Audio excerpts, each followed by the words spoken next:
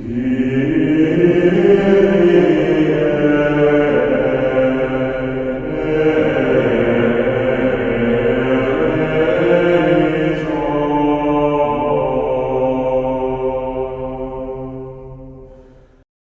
Očeta in Sina in Svetega Duha. Amen.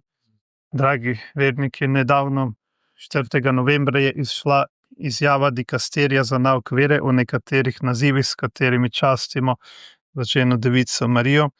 V njej se trdi, da blaženi devici Mariji ni več primerno pripisovati naziva soodrešenice, prav tako pa moramo biti zelo previdni pri uporabi naziva srednice, ki ga je po njihovem mnenju mogoče uporabljati le v zelo omejenem smislu. Kako naj presodimo to izjavo in na katerih temeljih? Merilo naše presoje mora biti trajni nauk cerkve, njeno bogoslužje in versko življenje. Cerkev je vselej učila, da Mariji pripada naziv soodrešenice, saj je na povsem poseben način sodelovala v Kristusovem odrešenskem delu. Bog je izbral Marijo, da bi rodila in prinesla na ta svet Božjega Sina, vendar se s tem njeno poslanstvo ni končalo. Spremljala je Jezusa skozi njegovo zemeljsko poslanstvo in bila z njim osebno najtesneje povezana. Spremljala ga je v njegovem javnem delovanju, posebej tesno pa je bila z njim povezana na vrhuncu njegovega zemeljskega poslanstva, v njegovem trpljenju in smrti na križu.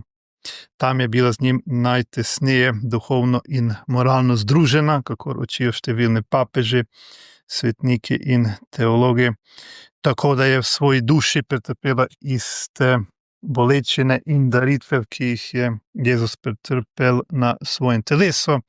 To je razumljivo, saj če je bila z njim tako tesno povezana ob oznanjanju in učlovečenju, mora to veljati tudi za njegovo trpljenje in daritev na križu, kakor je Marija prinesla temu svetu odrešenika z njegovim spočetjem v svojem telesu in s rojstvom. Torej nam je omogočila odrešenje s svojim sodelovanjem v Božjem načrtu, tako zdaj sodeluje pri uresničitvi odrešenskega dela. Kakor je Kristus drugi oziroma novi Adam, a je Marija druga oziroma nova Eva. Sveti Pavel nam v pismu Rimljanom govori o Kristusu kot o novem Adamu, Marijo kot novo Evo pa prepoznavamo v Jezusovi besedah, v katerih jo imenuje žena. To vidimo pri čudežu v Kani Galilejski, kjer je Jezus tako reče, pa tudi pod križem, ko je izroča svojega ljubljenega učenca, svetega Janeza, z besedami: žena, glej tvoj sin. In kakor je Eva sodelovala kot pomočnica Adamu pri prvem grehu, tako je Marija kot nova Eva pomočnica Jezusu pri popravljanju tistega, kar je Adam zakrivil, pomočnica pri delu odrešenja. To so, dragi verniki, stvari, ki morajo biti same po sebi umevne in povsem logične. Vendar dikasterij za nauk vere v tej izjavi trdi nekaj nasprotnega. Odkot to izvira in kaj je vzrok oziroma koren tega? Takšno stališče, ki ga najdemo v tem dokumentu, izhaja iz modernizma, ki predstavlja nenaravno sintezo med katoliškim naukom in duhom tega sveta. Kakor je dejal nadškof Lefebvre, to je nezakonita prešuštna zveza med cerkvijo, natančneje med ljudmi v cerkvi, ter revolucijo oziroma celotnim modernim duhom liberalizma, subjektivizma, kjer je v središče postavljen človek s svojimi neurejenimi poželenji. To je torej sodobni liberalizem, duh tega sveta. Na prvo mesto postavlja človeka z njegovimi neurejenimi grešnimi željami, te pa postanejo merilo. objektivne zahteve, ki jih postavlja Bog, se potiskajo v ozadje ali zanemarjajo. Tako modernisti želijo uskladiti ti dve resničnosti, na eni strani pustiti vtis zvestobe cerkvi, na drugi pa prikupiti svetu, zmotam, lažnim religijam in ideologijam. Vemo pa, da to ni mogoče, saj se ti dve stvari nasprotujeta. Bistvo lažnih religij in posvetnih ideologij je prav v tem, da so nastale z oddaljitvijo od nauka cerkve ali iz nasprotovanja njemu. Modernisti pa zdaj želijo ustvariti sintezo ali pomiriti nauk cerkve s temi zmotami, kar je čista iluzija. V tem primeru gre konkretno za prilagajanje protestantizmu. To je samo bistvo lažnega ekumenizma, da se druge religije obravnava predvsem kot izraz posameznikove subjektivne izbire, ne pa kot objektivno napačne. Odstod izvira potreba modernistov, da se nenehno prilagajajo in vedno bolj oblikujejo po lažnih religijah. In kaj verujejo protestanti? Menijo, da je bila Marija praktično le navadna žena, ki je rodila Jezusa. Priznavajo sicer, da je spočela in rodila Jezusa kot devica, ker to piše v Svetem pismu in tega ne morejo zanikati. Toda trdijo, da je Marija imela tudi druge otroke poleg Jezusa in da je ostala le navadna žena. Odkod jim take bogokletne domislice? Po eni strani iz njihovega napačnega razumevanja Svetega pisma. Res se v evangelijih omenjajo Jezusovi bratje, to niso bili Marijini otroci, temveč njegovi sorodniki. Izraz bratje se je včasih uporabljal v širšem pomenu in je zajemal tudi bolj oddaljene sorodnike. To vidimo tudi na drugih mestih v Svetem pismu. Protestanti si jemljajo pravico, da Sveto pismo razlagajo samostojno in poljubno, a te pravice nimajo, ker je Jezus to oblast dal cerkvi, ne pa posameznikom. Dokaz za to je neštetno ločin sekt, ki so nastale med protestanti kot posledica tega, vsaka s svojimi prepričanji. A njihova napačna predstava o Mariji ni le posledica napačnega razumevanja Svetega pisma, ampak splošno napačne predstave o samem pojmovanju vere, o Jezusovi osebi. Od tu izhaja niz zmot tudi na drugih področjih nauka.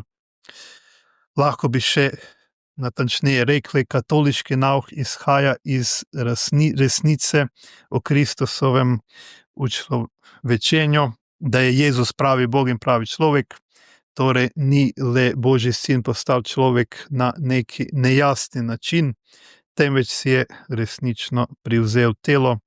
To načelo učlovečenja pa se izraža tudi v drugih segmentih cerkvenega nauka.